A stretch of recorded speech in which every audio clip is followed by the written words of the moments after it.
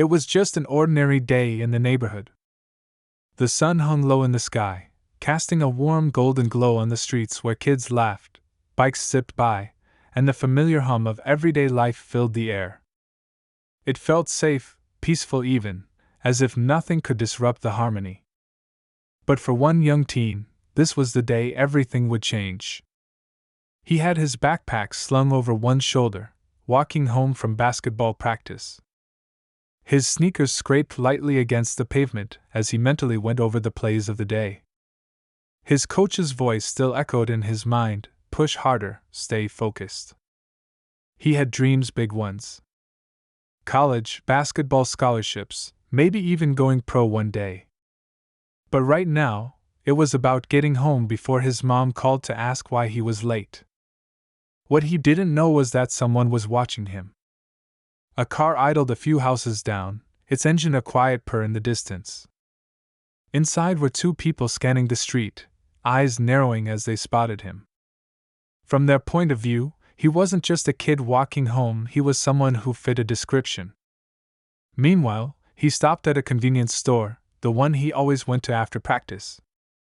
The cashier greeted him with a nod, familiar with his regular visits for an energy drink and a snack. But today, something felt different. There was a heaviness in the air, an uneasiness he couldn't quite put his finger on.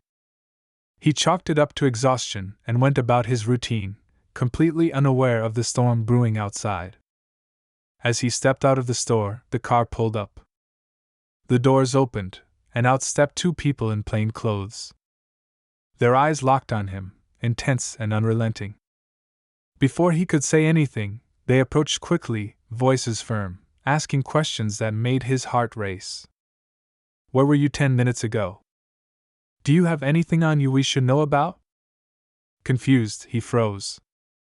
His mind raced, trying to piece together what was happening. He had no idea who they were or why they were talking to him like this. He'd done nothing wrong. "Can you show us what's in your bag?" one of them asked. By now, a few people had started to notice the commotion. A woman walking her dog slowed down, her eyes darting between the boy and the two strangers. Another man peeked out of his yard, phone in hand, recording just in case. The boy's hands trembled as he opened his backpack, revealing nothing but his basketball shoes, a water bottle, and a textbook. Still, their suspicion didn't waver. Someone called out, "What's going on here?" But the question hung in the air unanswered.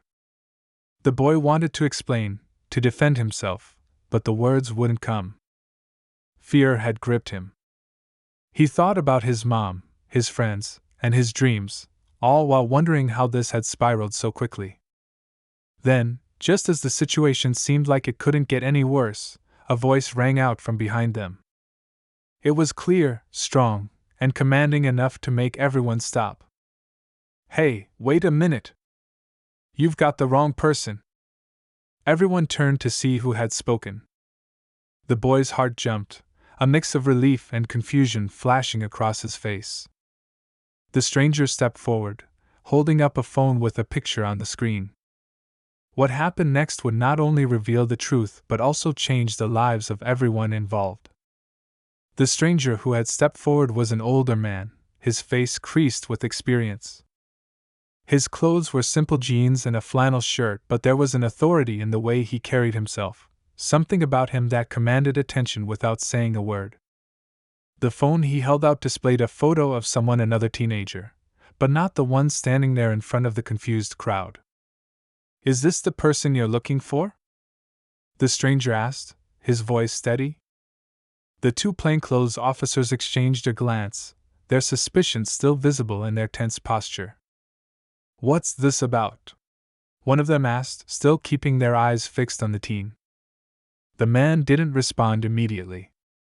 Instead, he moved toward the boy, his gaze softening slightly as he examined him.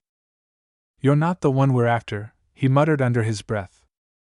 Then, louder, he said, "Look, I know this kid. He's not the one you're looking for." "You're mistaken." The officers seemed caught off guard, but they didn't back down. "You sure about that?" the second officer asked, his voice still sharp. Because he fits the description. At that moment, the crowd, who had gathered to watch the unfolding scene, grew more restless. The woman with the dog had started to walk away, but she paused and turned to glance back. The man recording on his phone hadn't stopped filming, his camera steady. There was an undercurrent of tension in the air, as if everyone knew something wasn't right, but no one was sure how it would all play out. The boy stood there, his body rigid with confusion, fear, and disbelief. He hadn't said a word since the officers had approached him. His mind was still reeling from the sudden shift in reality. One moment, he was just a regular teen heading home, and now he was at the center of something he didn't understand. Who had these people mistaken him for?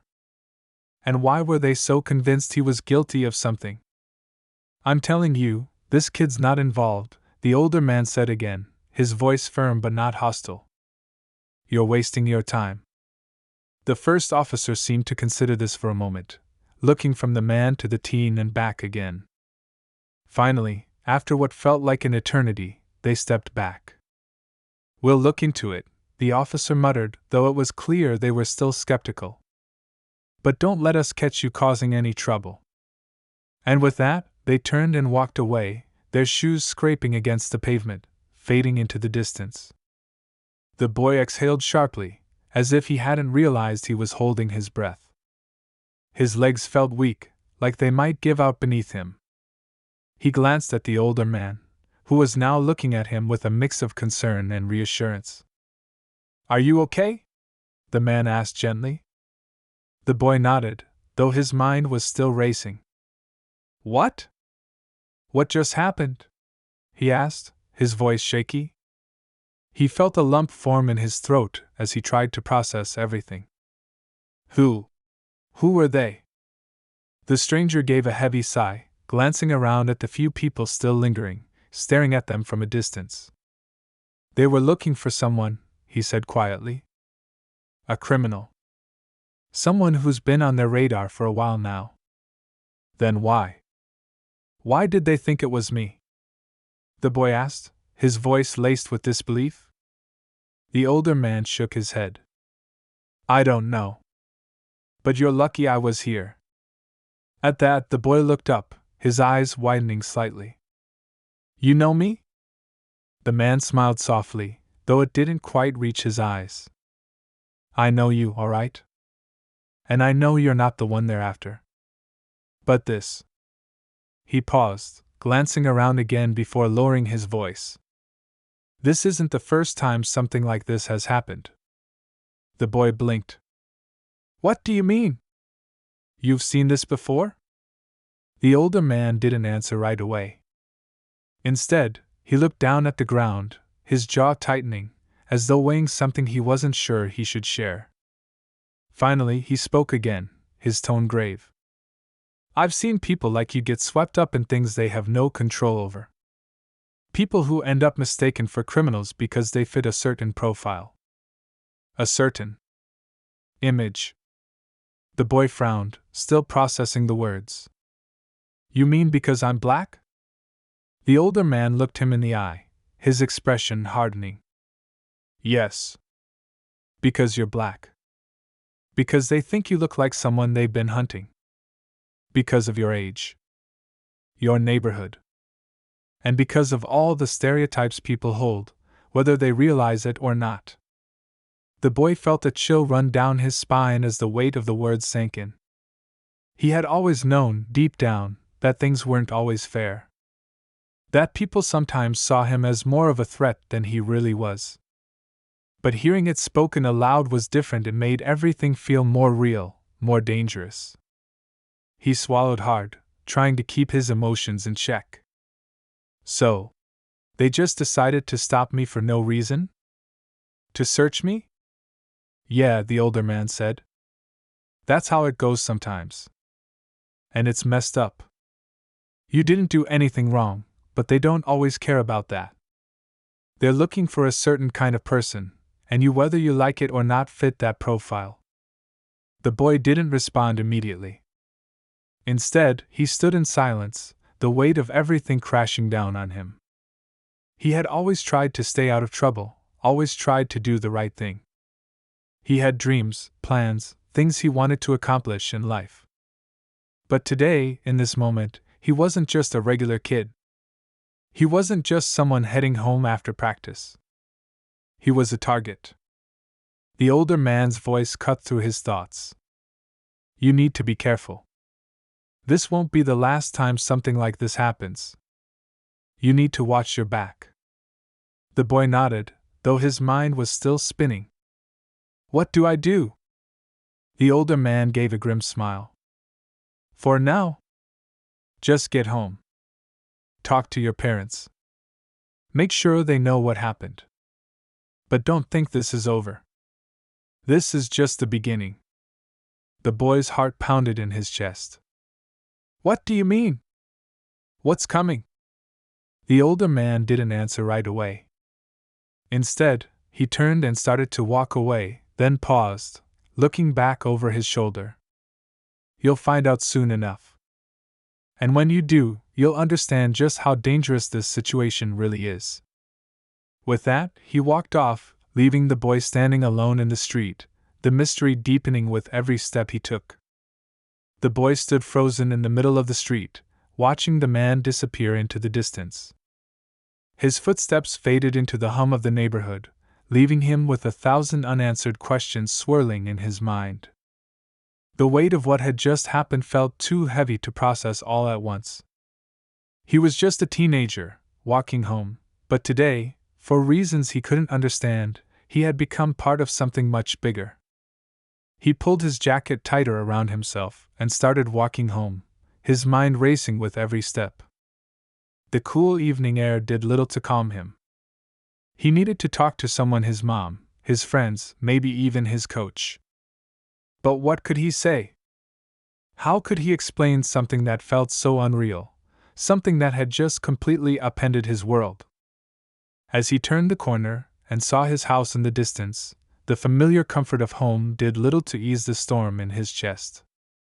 He had so many questions, and the only thing he knew for sure was that the man who had stopped the officers wasn't just some random stranger. There was something deeper to the whole situation, something bigger than him, something he didn't yet understand. When he opened the door, his mom was sitting at the kitchen table, her face tense with worry as she flipped through a pile of papers. She looked up when she heard the door close, her eyes immediately searching his face. You're late, she said, trying to sound calm, though the edge in her voice betrayed her concern. I'm sorry, he said, kicking off his shoes and tossing his bag onto the couch. He avoided her gaze, still processing the chaos that had unfolded just outside. Something happened. His mom stood up, her expression shifting to one of concern. What do you mean? What happened? He hesitated, unsure where to begin. How could he explain that he had been mistaken for a criminal? How could he tell her that someone had almost gotten him in trouble, based purely on how he looked? I was just walking home from practice, he started slowly, his words stumbling over each other, and these two people stopped me. They thought I was someone else. They searched me, asked me all these questions. It was really weird, Mom. His mom's face tightened as she processed what he was saying. Who were these people? Did they show you any ID? No, he said, shaking his head. They were just ordinary. Not cops, but not regular people either. They looked like they knew what they were doing. He paused, his voice dropping. They kept saying I fit the description of someone they were looking for. She stared at him for a moment, her expression unreadable. Then, her gaze softened, and she placed a hand on his shoulder. Listen to me carefully, she said. If anything like that happens again, don't talk to them. You go straight to a trusted adult, or call the police. Don't engage. He nodded, the weight of her words settling in. He knew she was just trying to protect him, but it felt like a lesson in survival, not just a simple conversation. The silence that followed hung in the air, thick and heavy. Finally, he spoke again. But why would they think it was me? I wasn't doing anything wrong. I don't even know who they were looking for. It doesn't make sense. His mom sighed, her eyes filled with a mix of concern and weariness. Sometimes, they don't need a reason. Sometimes, people are just looking for someone to blame. For whatever reason, you fit a profile. He frowned. A profile? Yes, she said softly. People get targeted because of how they look, where they come from, or what people think they might be doing.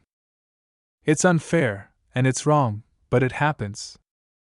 The words hit him harder than he expected. It was one thing to know that the world could be unfair, but another thing entirely to hear it from his mother, someone who had lived through it herself. She had grown up in a time when things were even harder, and her stories of discrimination and struggle were always there, buried just beneath the surface of her calm demeanor. But hearing her say it now, hearing her speak about the dangers he faced, made the reality feel much closer. The weight of what she said was heavy, and it was impossible to ignore.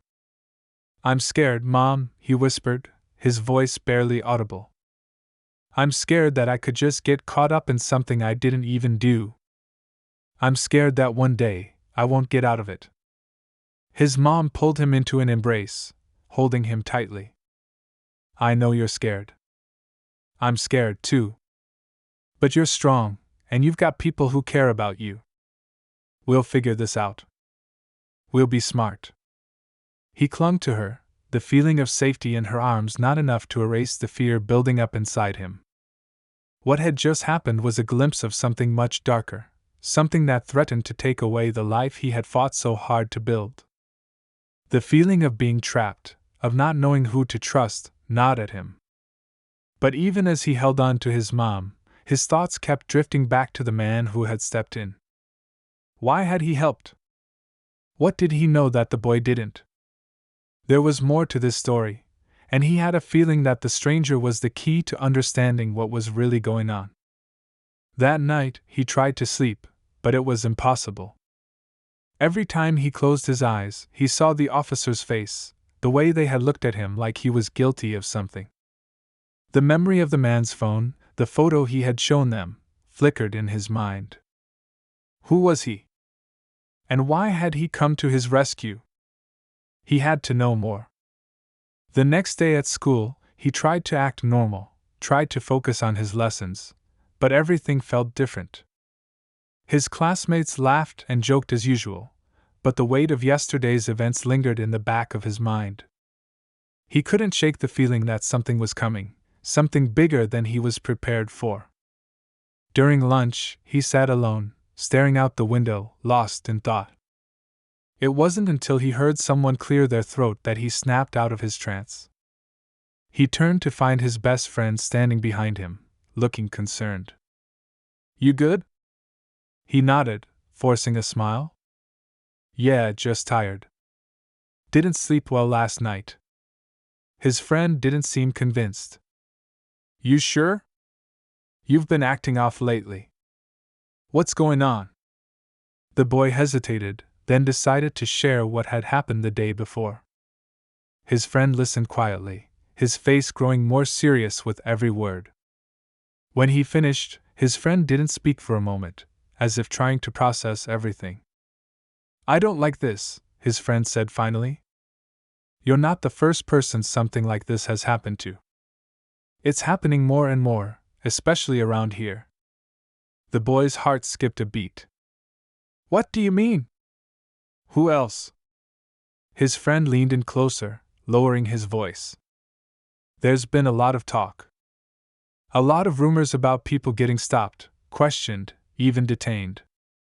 No one knows who's behind it, but they're targeting the wrong people. And nobody's doing anything about it.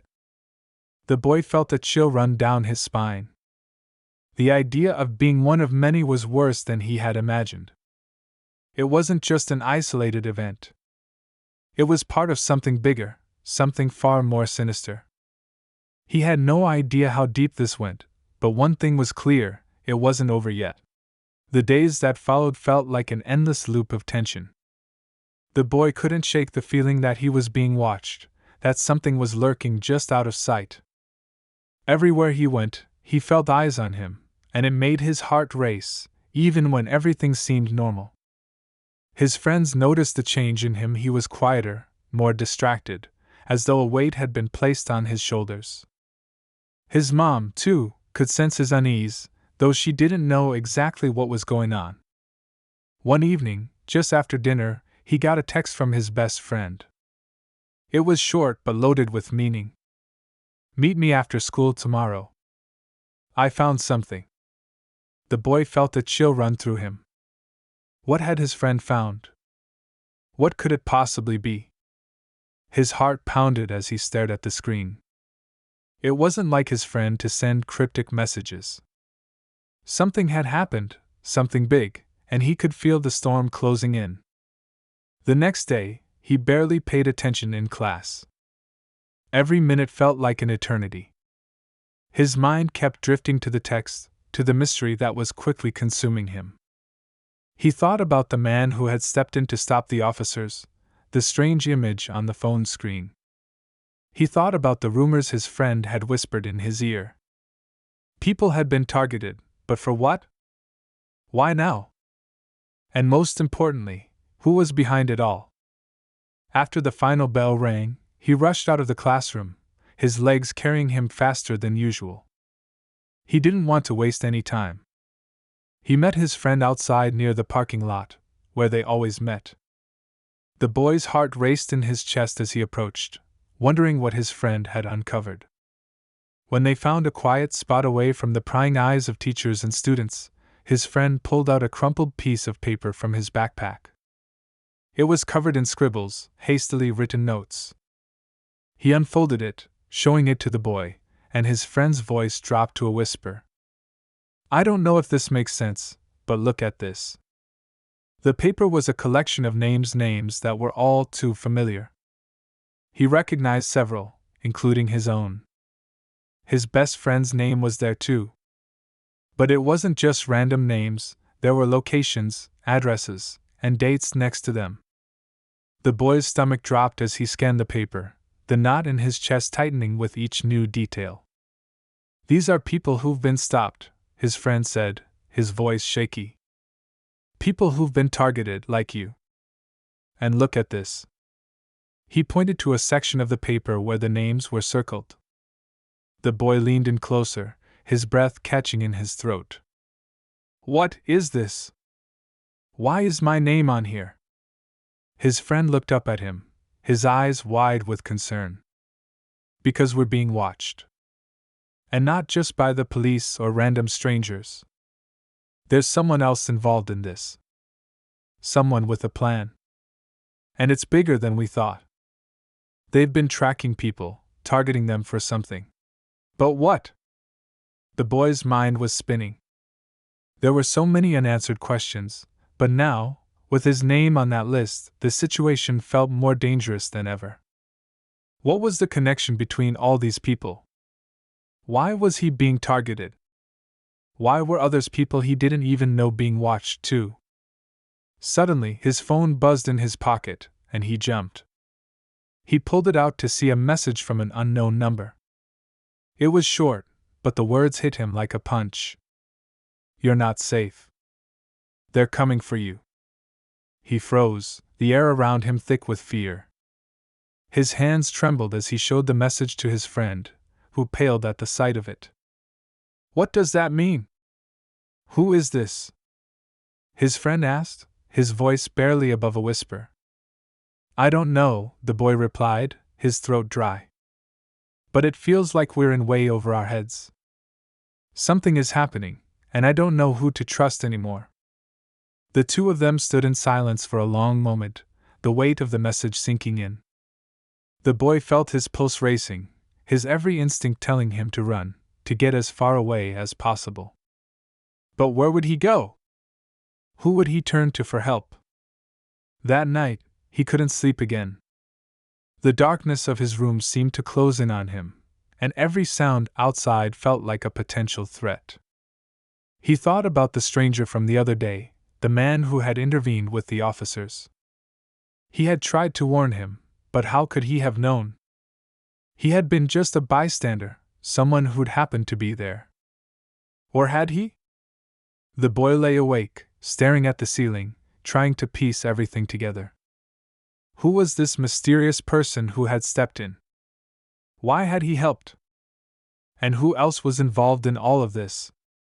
The next day, the boy made a decision. He couldn't just wait for things to happen to him. He had to take control, find out what was going on, and figure out who was behind the threats and the surveillance. But he couldn't do it alone. After school, he met up with his friend again, his nerves on edge. This time, he had a plan. He needed to confront the people who had been targeting him and whoever was pulling the strings behind it all. "I don't care how dangerous it is," he said, his voice hard. "I'm going to find out who's doing this, and I'm going to stop them." His friend looked at him, uncertainty clouding his face. "Are you sure about this? You don't know who we're up against. This could be way worse than you think."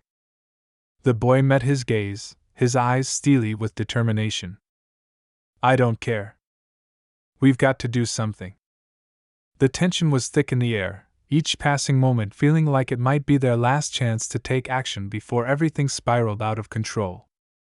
As they walked towards the street corner, the boy felt that familiar prickle at the back of his neck, the sensation of being watched. He looked around, but there was no one in sight. Yet, he couldn't shake the feeling that they weren't alone. That the danger was closer than ever.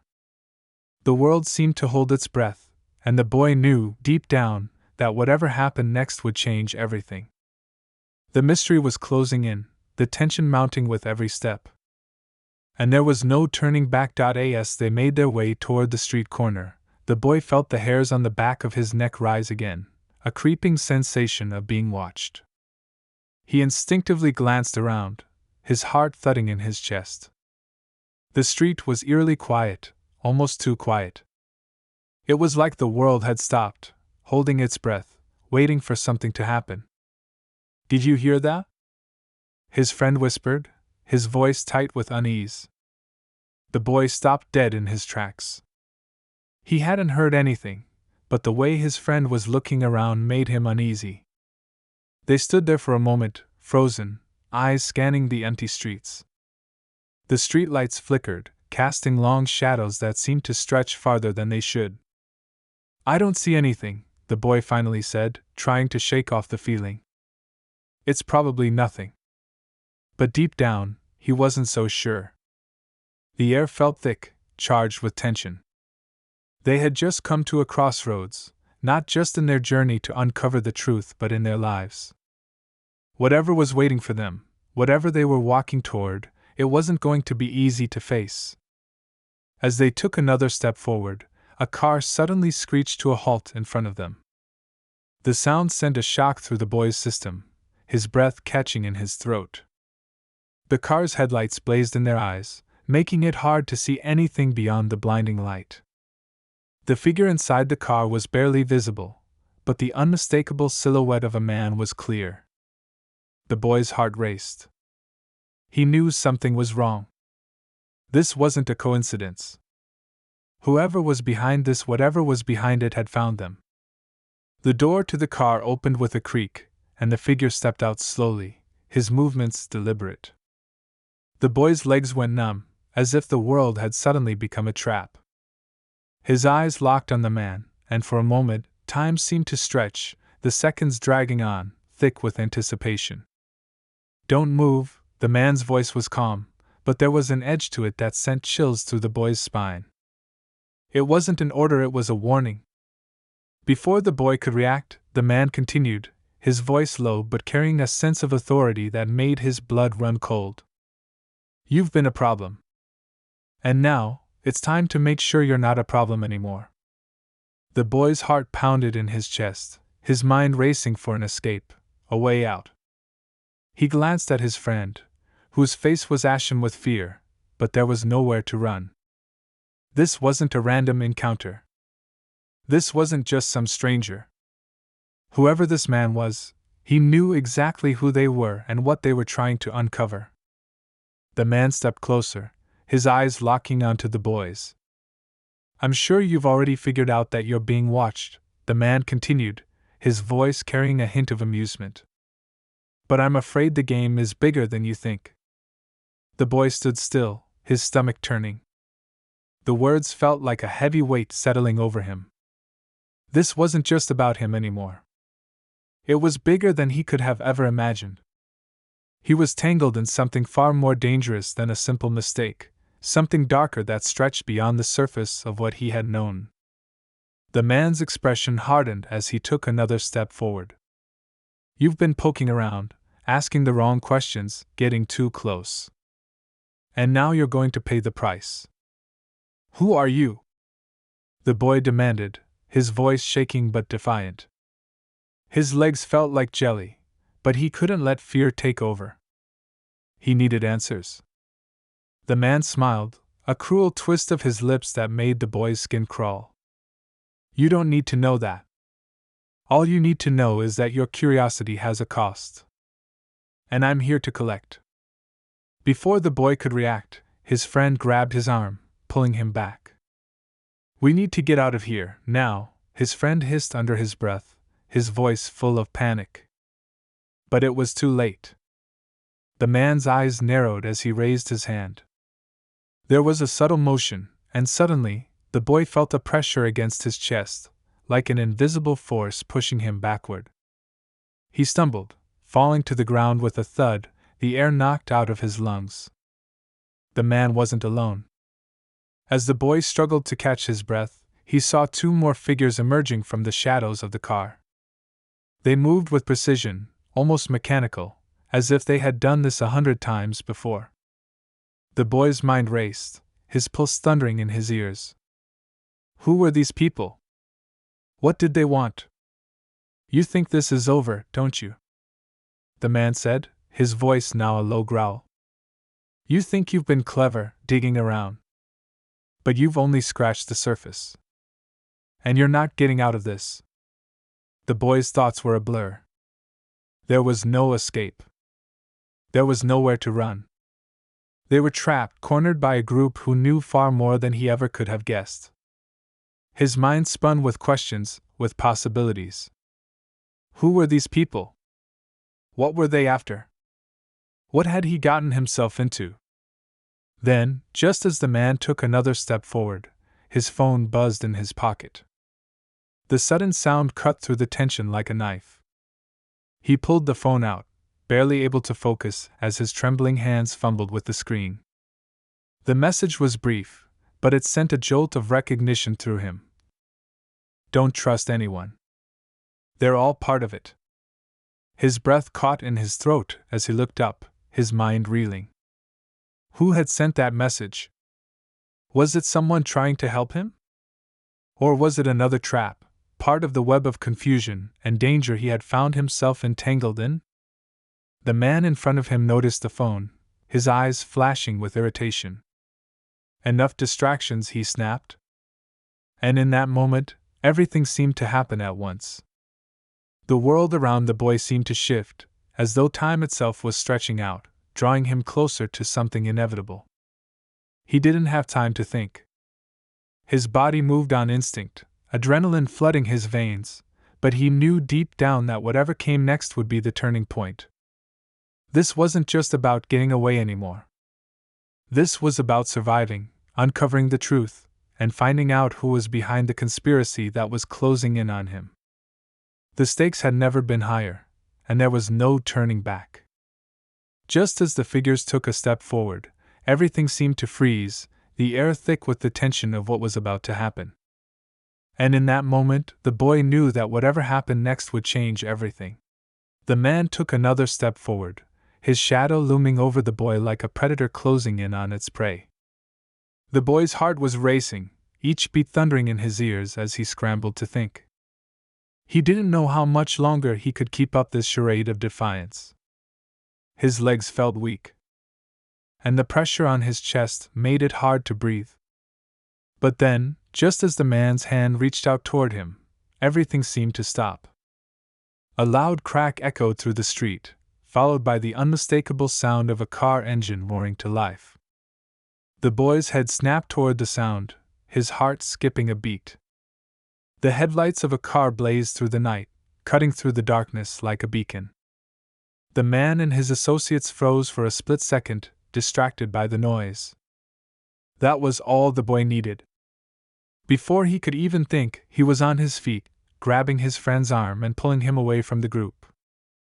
"Run!" he shouted, adrenaline surging through his veins.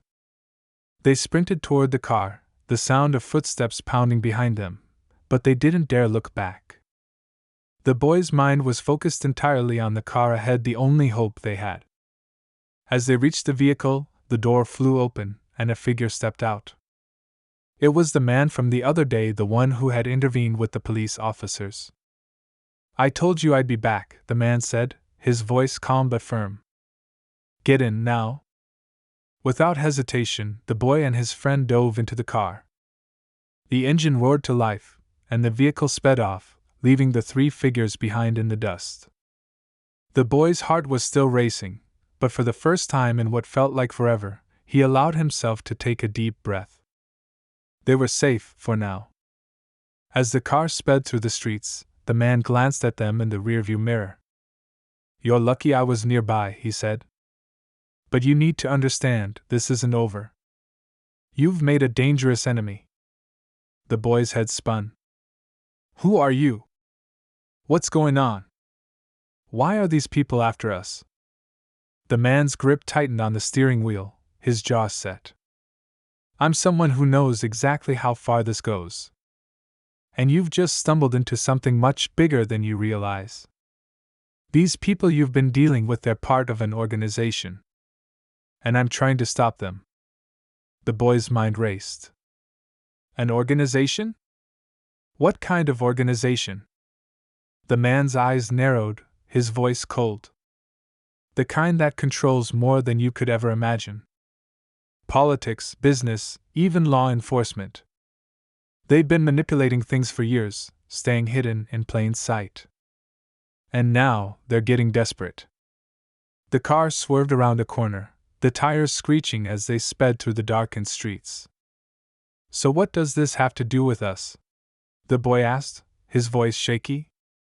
"Why are we involved?" The man sighed, glancing at them both before answering. "You were targeted because of something you've seen. Something you've heard. They've been monitoring you for a while now, waiting for you to make a mistake. But you're not the only ones. They've been keeping tabs on people like you, people who are asking the right questions, digging too deep." The boy's breath caught in his throat. He had thought he was the only one. But now he realized that this wasn't a random event. There were others just like him, swept up in this tangled web of secrets and lies. "But why didn't you just come to us sooner?" his friend asked, his voice full of confusion. The man's expression hardened. "I've been watching, making sure you were ready. I needed to be certain that you weren't just a pawn in this game, that you weren't being led down a path where you would be too deep to turn back. Now that you're involved, there's no going back." The boy's head was spinning. This was more than he could process. The stakes were higher than he had ever imagined, and yet, there was still something missing. Why had the man helped them? What was his connection to all of this? As the car raced down a quiet street, the man suddenly slammed on the brakes, sending the boy and his friend flying forward in their seats. The car came to a screeching halt just inches from a barricade in the middle of the road. "What the?" the boy started, but the man was already out of the car, moving quickly toward a hidden entrance in the wall beside them. "Get out," the man ordered. "We're not safe here."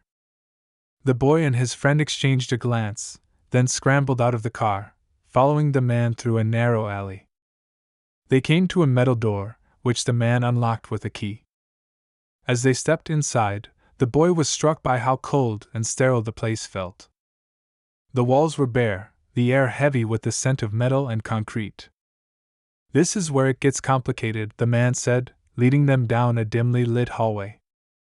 "You've seen a part of what's been hidden. But there's more. Much more. They stopped in front of a thick steel door, and the man punched in a code. The door clicked open with a heavy groan. Inside was a room filled with monitors, wires, and equipment. The boy's eyes widened as he looked around. It was a control center, a place where people watched, listened, and controlled information. "What is this place?" the boy asked, his voice barely above a whisper. "This is where the real work happens," the man replied, walking over to a set of monitors. He pointed to one screen, which displayed a series of names and images. The boy's heart skipped a beat as he recognized the faces. These weren't just random people. They were the same names from the list. And one of them was his own. "Those people," the man said, "they're being tracked. Monitored. Their every move, their every word. But what you don't know is that there's someone else, someone at the top of all this. Someone who's been pulling the strings. And if you want to stop it, you need to find them." The boy's breath caught in his throat. "Who is it? Who's behind all this?" The man looked at him, a grim expression on his face. "It's not who you think." Before the boy could respond, the man reached over to a control panel and typed in a series of commands. The screen flickered, and a new image appeared. The boy's eyes widened in shock as he saw the face of someone he knew all too well. It was someone he'd never expected to see here. Someone close to him. "Your real enemy is much closer than you realize," the man said, his voice low and heavy with meaning. The boy's mind went blank as he stared at the face on the screen. His stomach twisted, and a cold shiver ran down his spine. He recognized the person immediately, though he had never expected to see them in this context. It was someone close, too close. His mind raced, trying to make sense of what was happening, of what he was seeing. His heart pounded in his chest. The man at the control panel looked at him, his eyes grim. "It's your family member," he said quietly. The boy's throat tightened, words failing him. He had never suspected it. He had thought he was uncovering something big, but this was personal. It felt like the ground had shifted beneath him, and now everything he thought he knew was unraveling. The person on the screen was someone he had trusted, someone who had always been there. But now, seeing them on the list of monitored individuals, part of the operation he had been trying to stop, it felt like a betrayal at a level he could barely comprehend. "No," the boy muttered, shaking his head as if denying the truth could change it. "No, that can't be right. They wouldn't. They couldn't be a part of this." The man in the control room didn't flinch. "I wish I could say it was a mistake. But it's not.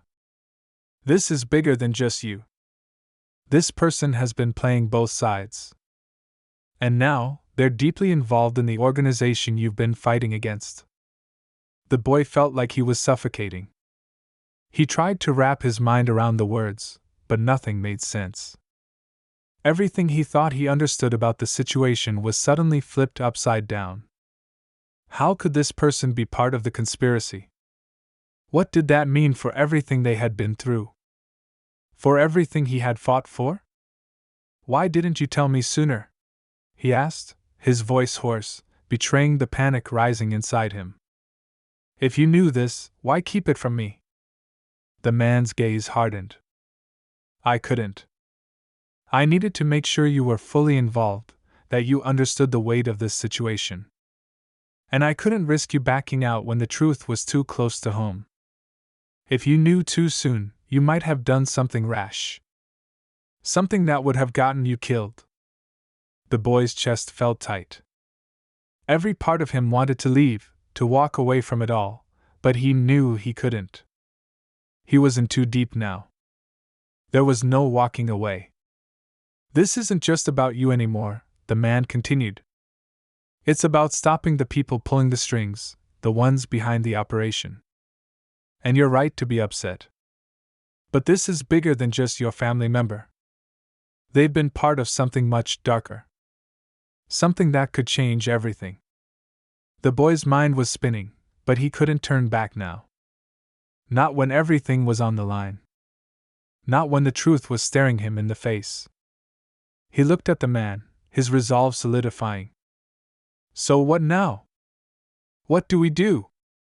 The man paused, glancing at the monitors one last time. Now we finish this. We go after the ones who've been manipulating everything. We expose them. But first, you need to confront the person who's been hiding in the shadows. Your family member. The boy's stomach turned. How? How can I confront them when I don't even know where to begin? The man's face softened for the first time. You know them better than anyone else. You'll find the answers if you look in the right places. They can't keep the truth hidden forever. It's all falling apart, and the more you dig, the more you'll uncover. The boy nodded slowly, still reeling from the revelation. He didn't know how to move forward, but he had no choice. This was his fight now. With a deep breath, he stood up. Let's do it. Let's finish this. The man gave him a nod of approval. Good. But remember, once you start, there's no turning back. And you might not get the answers you expect. They left the control room, heading toward the exit with a newfound purpose. The boy's thoughts were still swirling, but now they had direction. He had a goal. He had a plan. And for the first time in a long while, he felt the weight of the responsibility on his shoulders, but he wasn't alone. The next few days were a blur. They followed leads, connected dots, and dug into the life of the person who had been at the center of everything. The deeper they went, the more complicated the situation became. The boy uncovered secrets he could never have imagined. The person he had trusted had been living a double life, one he could never have fathomed. Finally, after what felt like an eternity, the boy stood in front of them. His family member. The truth was now unavoidable. There was no escaping it. Why? He asked, his voice barely above a whisper. Why did you do it? How could you be part of this? The person's eyes flickered with something: guilt, fear, maybe even regret. They took a deep breath and met his gaze. I didn't want this for you. I never wanted you to be involved in this. But I had no choice. I was backed into a corner, forced to make decisions I couldn't take back. The organization. They had too much power. Too many resources. I thought I could control it. I thought I could protect you from the truth, but it's too late now. They've already won. The boy felt like the ground beneath him was crumbling. The betrayal was overwhelming, but at the same time, he understood. He couldn't fully comprehend it, but he understood the fear and the pressure that had driven them to this point. I didn't want this, the person continued, their voice trembling. But it was the only way to survive. The boy's mind swirled with emotion, with confusion, anger, and sorrow. He had spent so much time trying to uncover the truth, but now that he had it, it felt like it was slipping through his fingers. He had faced the danger, the lies, the threats, but the real enemy was more insidious than he had ever imagined. What do we do now? The boy asked, the weight of the moment settling over him. The family member looked at him with sadness in their eyes. Now, you do what you've always done. You keep going. You fight. You expose the truth, no matter how difficult it is. Because if you don't, then everything we've lost will have been for nothing. The boy nodded slowly. There was no going back now. The truth had been revealed, and the only way forward was to fight. To finish what they had started. And so, the boy and his friend, along with the help of the mysterious man who had guided them, moved forward. They exposed the organization, piece by piece, until it all came crashing down. The faces behind the conspiracy were brought into the light, their power stripped away. But the boy knew that this victory wasn't just his, it was the result of every person who had fought for the truth. As the dust settled, the boy reflected on everything he had learned. About trust, about betrayal, and about the strength to keep going, even when everything seemed lost. He realized that the fight wasn't just about exposing the secrets of others, it was about understanding the truth within himself. And in the end, that was what had made all the difference.